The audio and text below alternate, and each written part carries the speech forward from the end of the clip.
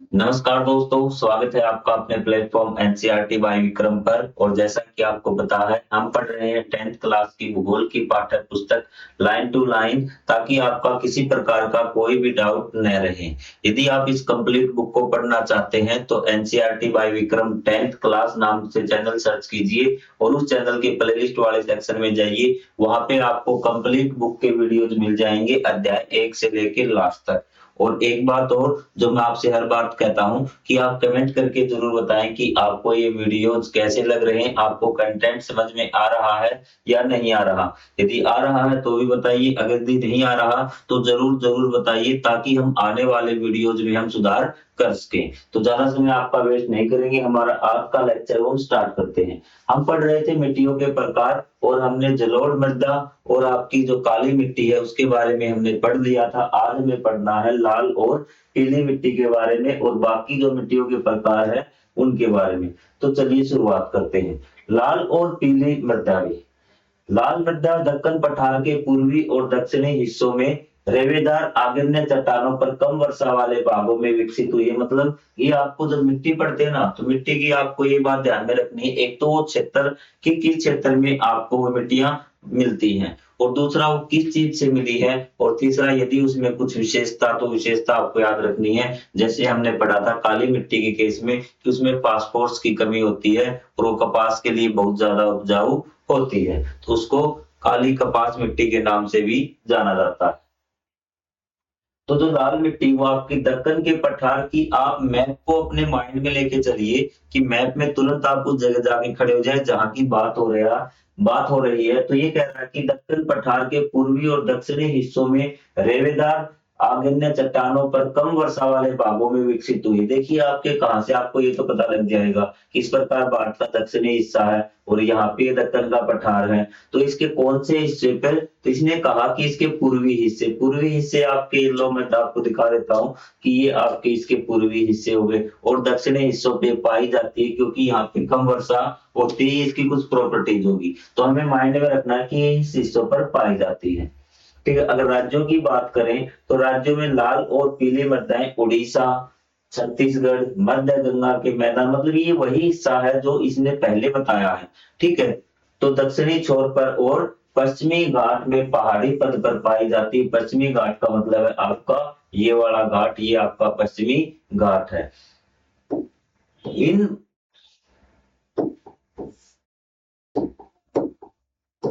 इन मृदाओं का लाल रंग रवेदार आग्नेय और रूपांतरित चट्टानों में लौह धातु के प्रसार के कारण होता है। अब आपसे ये इसकी विशेषता है कि इनका लाल रंग क्यों होता है। इनका लाल रंग होता है कि इनमें लौह की अधिकता होने के कारण इसका लाल रंग होता है, लाल मिट्टी का। और उसके बाद इसका मोस्ट इंपोर्टेंट क्वेश्चन ये बनेगा कि इनका रंग पीला क्यों होता है। तो आपको ध्यान में रखना है, इनका पीला रंग इनमें जल योजन के कारण होता है। जल योजन मतलब कि जिस चीज में किसी कोई पदार्थ ऐसा होता है जिसमें जल क्रिया करके कुछ अन्य पदार्थ बना देता है, तो उसी प्रकार इसमें कुछ ऐसे खनिज वगैरह होते हैं, कुछ ऐसे तत्व होते हैं जिनके साथ जल रिएक्ट करके थोड़ा सा पीलापन इसके कारण आ जाता है। तो हमें केमिस्ट्री फिलहाल नहीं पढ़नी, तो आपको वर्ड याद रखना, जल योजन के कारण इसका रंग पीला होता है। सिंपल एक क्वेश्चन में आए, एक नंबर में पूछा जाएगा कि पीली मिट्टी का रंग पीला क्यों होता है, तो उसका आंसर आपका रहेगा जल योजन के कारण होता है। तो ये आपको कुछ खास बातें इसमें ध्यान में रखनी लाल और पीली मिट्टी के बारे में कि आग्नेय चट्टानों से उनका निर्माण होता है। जो आपका दक्कन का पठार है उसके दक्षिणी भाग पे और पूर्वी भागों पर ये पाई जाती है। पश्चिमी घाट में भी कुछ स्थानों पर ये पाई जाती है। ठीक है। और इसका जो लाल रंग होता है वो लो एस के कारण होता है, और जो आपका पीला रंग होता है वो इसका किसके कारण होता है, जल योजन के कारण होता है। उसके बाद हम पढ़ेंगे हमारी अगली मिट्टी, लेटराइट मिट्टी।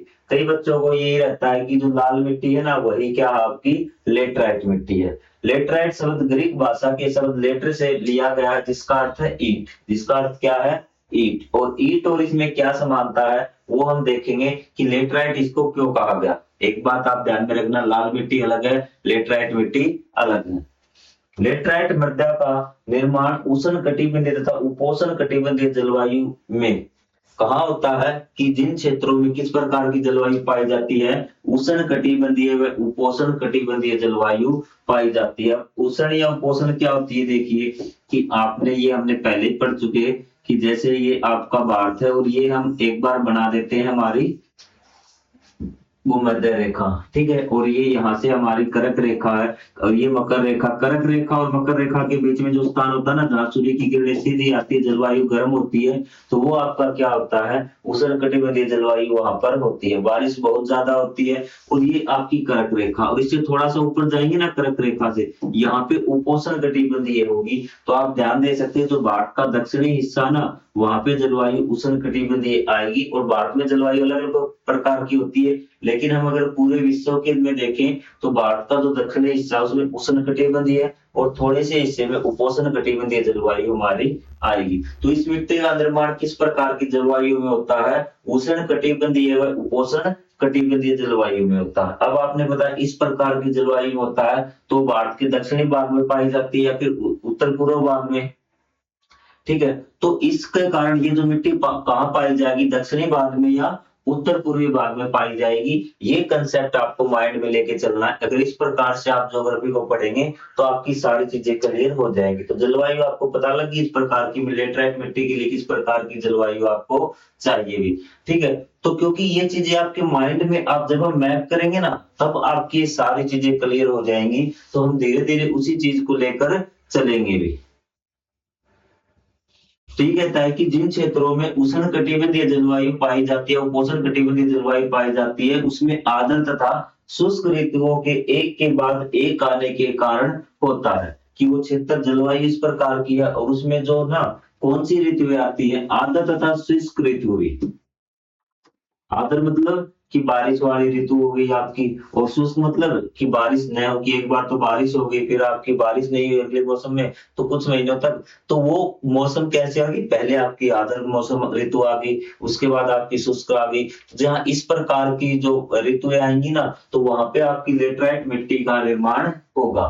और यहाँ क्या होता है कि जब भारी वर्षा होती है ना, तो ये देखिए कि भारी वर्षा से अत्यधिक निस्सालन का परिणाम है भी। तो निस्सालन क्या होता है कि निस्सालन आपका होता है कि जब बारिश बहुत ज्यादा मात्रा में हो, तो बारिश के साथ क्या होता है, पानी के साथ जो पोषक तत्व है मिट्टी के, वो भी नीचे चले जाते हैं। मतलब कि पौधे आपके ऊपर रह जाएंगे, कि जैसे ये पोषक तत्व है आपके, यहाँ पे देखिए ये आपके पोषक तत्व है, और जब बारिश होगी ना, तो क्या होगा, बारिश के पानी के साथ ये पोषक तत्व भी आपके नीचे चले जाएंगे भी। लेटराइट मृदा अधिकतर गहरी गहरी होती है, गहरी आपको समझ गए, इसमें नीचे जो नीचे वाली परत है ना, तो इससे संबंध में आप देखिए इसको भी। तथा अम्लीय होती है, इसका पीएच 6 से क्या होता है, कम होता है। आपको बताया कि 7 तक जिनका पीएच पीएच क्या होता है, एक स्केल होता है जिससे हम पीएच लेवल मापते हैं, और जिन चीजों का पीएच 7 से कम होता है वो आपके अम्लीय होती हैं, और 7 से ज्यादा वो क्षारीय आपकी होती है। तो इसका पीएच 6 से कम होता है। इसमें सामान्यतः पौधों के पोषक तत्वों की कमी होती है, और आपको पता चल चुका है कि लेटराइट मिट्टी में पोषक तत्वों की कमी होती है। क्यों होती है, एक तो वैसे ही कमी होती है, और एक भारी वर्षा के कारण पोषक तत्व नीचे चले जाते हैं। यह अधिकतर दक्षिणी राज्यों में, आपको बता दिया था दक्षिणी राज्यों में जलवायु मिलेगी उष्णकटिबंधीय, तो मिट्टी भी वही मिलेगी। महाराष्ट्र के पश्चिमी घाट क्षेत्रों, उड़ीसा, पश्चिम बंगाल, पूरा दिख रहा है आपको, हाँ पूरा दिख रहा है।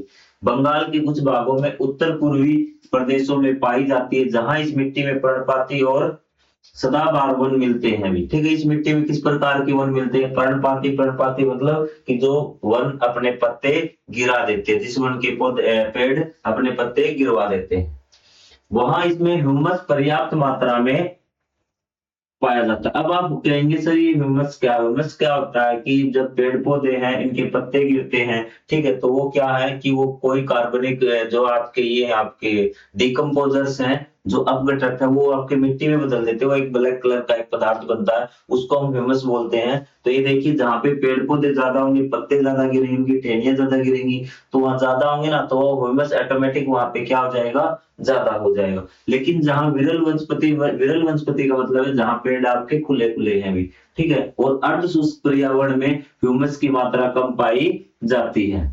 स्वरूपों पर उनको उनकी स्थिति के कारण उनमें अपरदन तथा भूमि निम्नीकरण की संभावना होती है। जो इसका स्वरूप है ना, उसके कारण क्या होता है कि यहाँ पर अपरदन की जो मात्रा है वो ज्यादा होती है। ठीक है, कि थोड़ा सा ढलान होता है, वहां पे तेज पानी आएगा या फिर तो उसके कारण मिट्टी का कटाव हो सकता है। मृदा संरक्षण की उचित तकनीक अपनाकर इन मृदाओं पर कर्नाटक, केरल और तमिलनाडु में चाय व कॉफी उगाई जाती है। ठीक है, एक बार आप गूगल करना, चाय की जो खेत आपको दिख जाएंगे, थोड़े से ढलानुमा मिलेंगे, कॉफी के भी ढलानुमा, लेकिन यदि हम सही तरीके से खेती करेंगे तो वहां पे क्या की खेती करना पॉसिबल है। और यहाँ पे इस मिट्टी में किस प्रकार की ये उगाई जाती है, आपकी चाय व कॉफी उगाई जाती है। लेटराइट मिट्टी की बात हम कर रहे हैं। तमिलनाडु, आंध्र प्रदेश और केरल की लाल लेटराइट मृदाएं काजू की फसल के लिए उपयुक्त होती। अब यहाँ पे देखिए कि अलग अलग प्रदेश आपको दिए हैं। जैसे यहाँ पे देखेंगे हम, कर्नाटक की बात करें, केरल और तमिलनाडु, तो यहाँ पे क्या है, चाय व कॉफी उगाई जाती है। और जो आपके तमिलनाडु है, सेम तमिलनाडु ऐड क्या हुआ है, इसका मेन आपका आंध्र प्रदेश ऐड हुआ है। कि तमिलनाडु तो पहले भी तमिलनाडु था, केरल आपका पहले भी था, आपका आंध्र प्रदेश और केरल की लाल लेटराइट मिट्टी में काजू की फसल के लिए अधिक उपयोगी है। ठीक है, तो मतलब किस प्रदेश की जो मिट्टी नहीं है, तो उसमें कौन सा निकल गया आपका, इसमें से आपका कर्नाटक निकल गया। अभी कर्नाटक, तमिलनाडु, केरल तो है, लेकिन यहाँ पे आपका आंध्र प्रदेश आ गया। आंध्र प्रदेश है आपका, केरल है और तमिलनाडु, इसमें आपकी काजू की जो है ना फसल उगाई जाती है। तो ये आपसे पूछा जा सकता है, आपको ऑप्शन दे देगा, इसमें आप कर्नाटक में ध्यान रखना, कर्नाटक में आपका काजू नहीं होता है। ये चीज आपको समझ में आ गई लेटराइट मिट्टी की भी, कोई इसमें डाउट नहीं। एक आपकी जो लिचिंग प्रोसेस था ना, निक्सालन, वो आपसे पूछ सकता है कि निक्सालन प्रोसेस क्या होता है, किस मिट्टी में होता है। लेटराइट मिट्टी में होता है जब भारी बारिश में से जो आपके पोषक तत्व वो नीचे चले जाते हैं। चीजें क्लियर हुई आपको यहाँ से। मरुस्थलीय मृदा भी, मृस्थलीय मृदाओं का रंग लाल और भूरा होता है। ठीक है, इनका रंग क्या होता है, लाल और भूरा होता है। ये मृदाएं आमतौर पर रेतीली और लवणीय होती हैं। ठीक है, इसमें लवण की मात्रा होती है, जैसे आपका नमक है ना, उसमें भी बात करते हैं कि लवण होते हैं इसमें। ठीक है, इन क्षेत्रों में नमक की मात्रा इतनी अधिक होती है कि झीलों जल वाष्पीकृत करके खाने का नमक भी बनाया जा सकता। तो राजस्थान में एक झील है, राजस्थान में आपकी रेतीली मिट्टी है ना, तो जब उस झील का पानी सूख जाता है तो वहां पे क्या नमक बच जाता है, इतनी ज्यादा रेतीली यहाँ पे लवण इनमें होता है। शुष्क जल, मतलब कि ये जल भरा था झील में, जल जब उड़ जाएगा तो नीचे क्या हो जाएगा कि आपका नमक तो वाष्पित होगा नहीं, साथ में नीचे नमक आपका रह जाएगा। जल में वाष्पीकृत करके खाने का नमक भी बनाया जाता है। शुष्क जलवायु और उच्च तापमान के कारण जल वाष्पन दर अधिक है। तो जल वाष्पन मतलब जल जल्दी से वाष्प बनकर उड़ जाता है। और मृदाओं में ह्यूमस और नमी की मात्रा कम होती है। तो आपको बताया कि पेड़ पौधे ही नहीं होंगे तो ह्यूमस कहाँ से आएगा अभी, तो ये चीज आपको समझ में आ गई। और नमी की मात्रा कम होगी। मृदा की सतह के नीचे कैल्शियम की मात्रा बढ़ती चली जाती है और नीचे की परतों में चूने के कंकड़ की सतह पाई जाती है। तो मतलब ये समझ में रखना कि जो आपकी मृस्थलीय मिट्टी है, इसके नीचे किसकी परत पाई जाती है, कैल्शियम की सतह की परत पाई जाती है भी। ठीक है, जिसमें कैल्शियम की मात्रा बढ़ जाती है और नीचे की परतों में चूने के कंकड़ की सतह पाई जाती है। किसमें पाई जाती है, आपकी मृस्थलीय मिट्टी में भी। तो ये चीज आपको ध्यान रखने, कई बार एक नंबर में पूछ लेता है कि किस मिट्टी के नीचे कैल्शियम की सतह के कंकड़ पाए जाते हैं भी, तो आपकी वो मृस्थलीय मिट्टी है। जब देखिए जितना आपका लेवल है ना, तो उस हिसाब से जैसे आप 11 12th में जाओगे तो थोड़ा सा और डेप्थ में पूछ लेगा। जैसे आप 6 7 में भी चीज पढ़ के आए हैं, लेकिन वहां पे इतनी डेप्थ में थी। एनसीईआरटी इसी प्रकार की, धीरे धीरे आप जब 12th पास करेंगे एनसीईआरटी को लेके, तो आपकी सारी चीजें कवर हो जाएंगी, आपको एक एक चीज क्लियर हो जाएगी। तो एक टाइम में ऐसे हर चीज का आप जवाब आपको नहीं मिलेगा कि यदि मैं यहाँ पे आपको बता रहा हूँ कैल्शियम कहाँ से आता है, किस प्रकार कंकड़ बनते हैं, तो हम और ही सब्जेक्ट में चले जाएंगे। तो इससे अच्छा कि हम अपने ट्रैक पे रहें और जो हमें चीजें दी जा रही हैं उन्हीं को हम उसी प्रकार समझते हुए चले भी। इसने कहा कि किसके कारण, पहले ये देखिए आप कि किसके कारण भी, जो आपकी कैल्शियम की सतह है ना के कारण जल में अंतः संवेदन अवरुद्ध हो जाता है कि जो पानी यहाँ पे आया है वो नीचे नहीं जा पाता भी। ठीक है, तो बीच में क्या आ जाएगी, कैल्शियम की सतह आ जाएगी भी।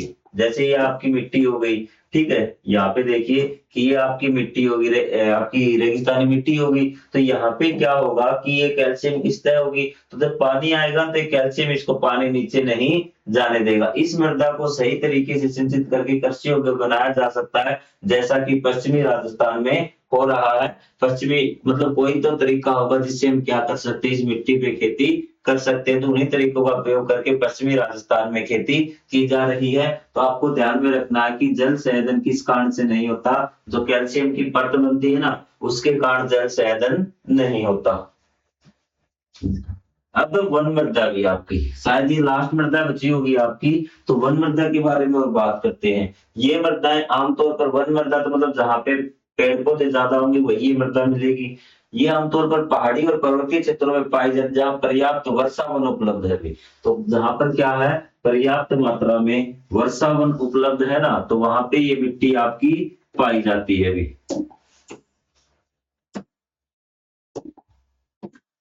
इन मृदाओं के गठन में पर्वतीय पर्यावरण के अनुसार बदलाव आता है। नदी घाटियों में ये मृदाएं दोमट और सिल्टदार होती है। इसने कहा कि जैसे जैसे पर्वतीय पर्यावरण बदलता ना, ये मत मानना कि सारा पर्वत है उसमें पर्यावरण एक जैसा होता है। उसने कहा जैसे जैसे पर्वत के पर्यावरण में परिवर्तन आएगा ना, वैसे वैसे यहाँ की मिट्टी में भी परिवर्तन आएगा, जो वन मिट्टी है। तो उनके कारण क्या होता है कि यहाँ पे दिया है कि नदी घाटियों में मृदाएं दोमट और सिल्टदार होती हैं। क्या होती है, दोमट और सिल्टदार होती है। जहां ये नदी घाटियां होती है ना, दोमट मतलब जो गाद वगैरह इस प्रकार की मिक्सचर होता है, तो आप उसको दोमट मिट्टी मान के चलिए भी। और सिल्टदार होती है, परंतु ऊपरी ढलानों में इनका गठन मोटे कणों का होता है। आपको ये भी बताया था कि मोटे कण क्यों होते हैं ऊपर, जब हमने वो कौन सी मिट्टी पड़ी थी, जब हमने स्टार्टिंग में जलोढ़ मिट्टी पड़ी थी तब भी। जो ऊपर की ओर के जो एरिया होते हैं ना, तो उसके गठन में क्या होता है कि ऊपरी ढलानों पर मोटे कणों का होता है। हिमालय के हिमाचल क्षेत्रों में इन मृदाओं का बहुत अपरदन होता है। जो हिमाचल क्षेत्र मतलब जो बर्फ से ढके हुए हैं, हिमाचल मतलब कि बर्फ से ढके हुए क्षेत्रों में इन मृदाओं का बहुत ज्यादा अपरदन होता है। ये अधिशिलिक, ये क्या है, एसिडिक है। क्या है, एसिडिक तथा ह्यूमस रहित होती है। ह्यूमस रहित आपको पता है पेड़ पौधों की कमी है, तो ह्यूमस रहित तो ऑटोमेटिक होगी। अब ह्यूमस रहित में तो आपको कोई डाउट नहीं होना चाहिए भी। ह्यूमस रहित होती है। नदी घाटियों के निचले क्षेत्रों विशेषकर नदी सोपानों और जलोढ़ पंखों आदि में ये मृदाएं उपजाऊ होती है। अब ये आपको वर्ड आ गया कि ये आपका जलोढ़ पंखे या नदी सोपान, जब नदी आती ना नीचे नीचे जब आती ना, तो ये क्या करती, जब पानी बहता है ना, तो आप क्या कि पंखे के आकार की मिट्टी ऐसे जमा कर देती, पंखे के आकार में भी। ठीक है, तो वहां पे क्या होता है, ये मृदाएं उपजाऊ होती है। आप जैसे देख लेना, अगर किसी नदी के आसपास कभी आपको जाने का मौका मिले, तो जिस प्रकार से पहाड़ों से नीचे उतर के आएगी ना, और नीचे जैसे ही विस्तृत मैदान में वो आएगी, तो वो क्या करेगी, इस प्रकार से मिट्टी जैसे एक पंखा होता ना आपका, तो इस प्रकार से क्या बना देगी, वो एक आकृति बना देगी। उसी को बोलते हैं कि जलोढ़ पंखे भी। आदि में ये मृदाएं उपजाऊ होती हैं। तो सोपाने भी आपका इस प्रकार का ही होता है कि जब नदी ढलान से उतरती है तो। ठीक है, क्योंकि ये वर्ण आपके टर्न जब हम नदी पढ़ेंगे ना, तो आप ज्योग्राफी का ये पार्ट तो पढ़ नहीं रहे कि आपसे अब ये नहीं पूछेगा जल सोपान क्या होते हैं, जलोढ़ पंखे क्या होते हैं। तो ये तो मैं आपकी बेसिक नॉलेज के लिए बता रहा हूँ, ताकि आपको चीजें समझ में आए। इनका अलग जब नदी के बारे में पढ़ेंगे स्पेशल, तब उसमें आएगा कि नदी सोपान क्या होता है, जलोढ़ पंखे क्या होते हैं, युवा नदी क्या होती है, वृद्ध नदी क्या होती है। ठीक है, तो आपको अब यही टर्म आपको ध्यान में रखनी है, बस आपको थोड़ा सा इसके बारे में नॉलेज रखिए। अब हम बात करते हैं मिट्टियों के प्रकार हो चुके, मृदा अपरदन और संरक्षण। कि मृदा अपरदन होता है मिट्टी का कटाव। मिट्टी का कटाव ये नहीं कि आपकी की पूरी मिट्टी चली जाएगी, मतलब मिट्टी की ऊपरी जो परत होती है उसके कटाव की हम बात करेंगे। मृदा के कटाव और उसके बहाव की प्रक्रिया को मृदा अपरदन कहा जाता है भी। ठीक है, मिट्टी का कटाव और उसका बहाव की प्रक्रिया, अगर मिट्टी चाहे कट जाए चाहे बह जाए, उसको मृदा अपरदन कहते हैं। चाहे वो हवा के द्वारा एक स्थान से दूसरे स्थान पर चला जाए, चाहे वो पानी के द्वारा चले जाए या किसी और कारण से चले जाए, उसको मृदा अपरदन कहते हैं। मृदा के बनने और अपरदन की क्रियाएं आमतौर पर साथ साथ चलती हैं और दोनों में संतुलन होता है। परंतु मानवीय क्रियाओं जैसे वन उन्मूलन, अति पशुचारण, निर्माण और खनन इत्यादि से कई बार यह संतुलन भंग हो जाता है। उसने कहा कि मिट्टी का निर्माण और अपरदन, कि इतनी ही मिट्टी वहां से जाएगी और इतनी ही मिट्टी नई बन के आ जाएगी। ये संतुलन चलता रहता है। लेकिन मानव जो क्रियाएं करने लगा है ना, इसके कारण क्या है कि उसका संतुलन बिगड़ गया कि मिट्टी ज्यादा तो जा रही है लेकिन उसका स्थान कम मिट्टी ले रही है।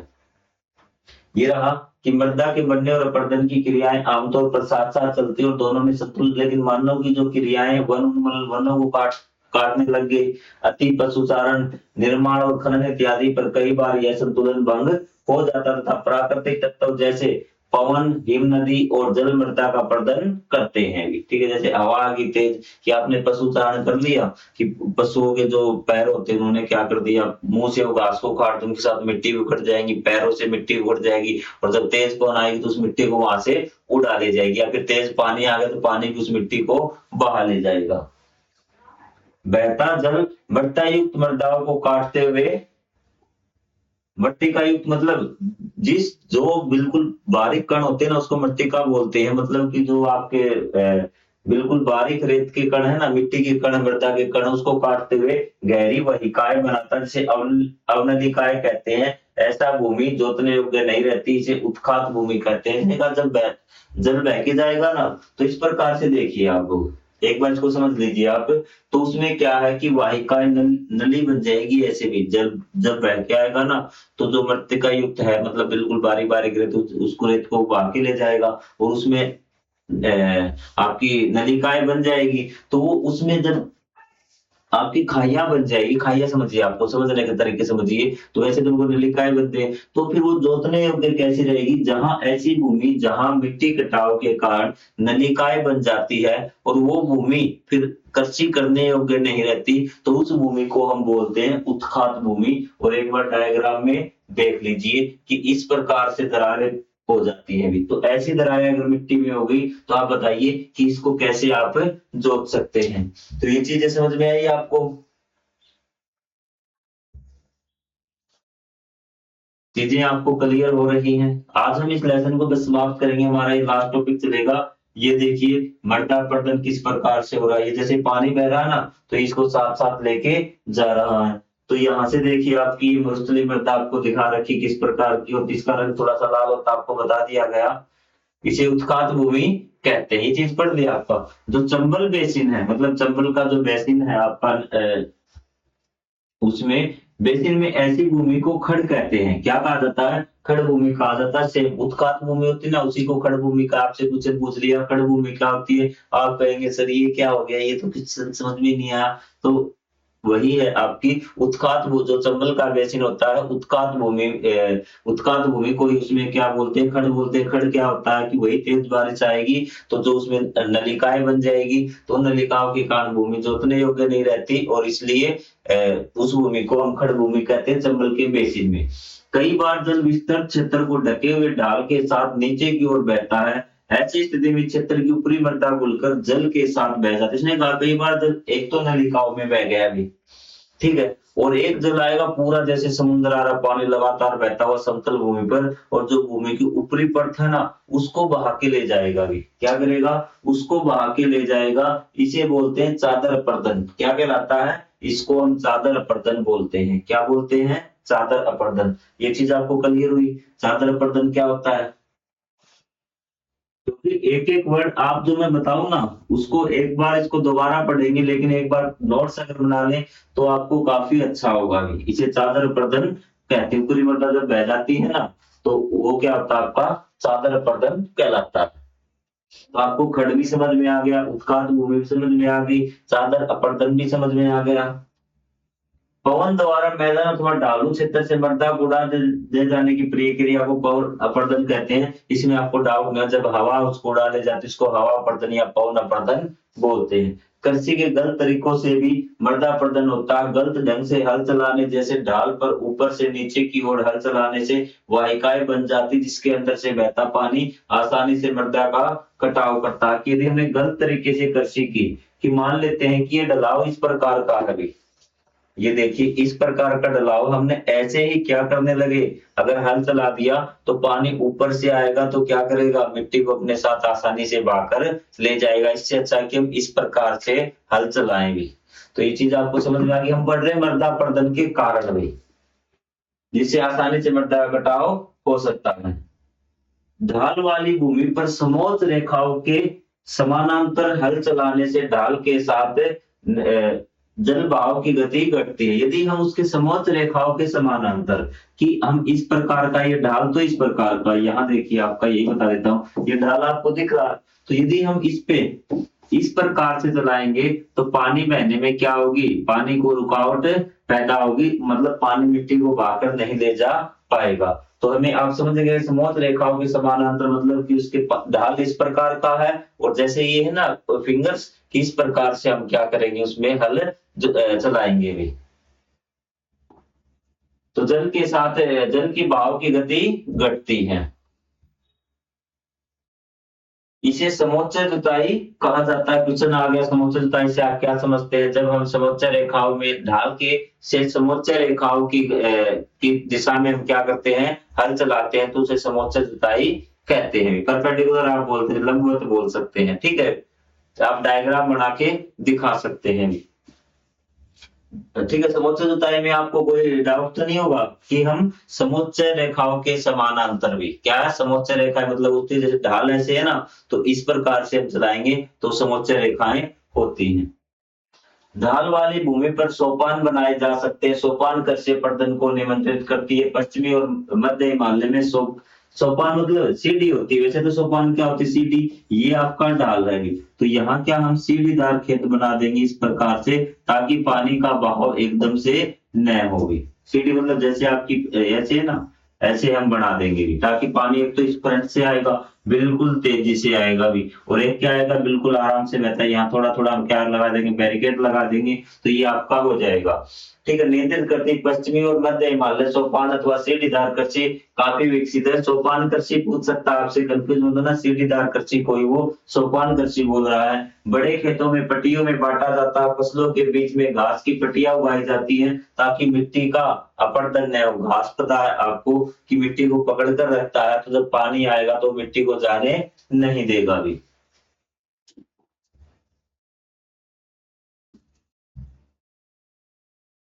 ये पवनों द्वारा जनित बल को कमजोर करती है। जब ये घास आती है तो ये जो घास होती है पानी के बहाव को तो रोकती है, साथ साथ जो हवा चलती है, हवा की जो गति है उसको भी क्या करती है, कम करती है। इस तरीके से पट्टी कृषि कहते हैं। इसको क्या बोलते हैं, पट्टी कृषि कहते हैं। जब हम घास के बीच में क्या लगा देते हैं, परत लगा देती है। आपकी एक नई टर्म आई, पट्टी कृषि किसे कहते हैं। फसलों के बीच में क्या कर देते हैं कि घास की स्ट्रिप लगा देते हैं।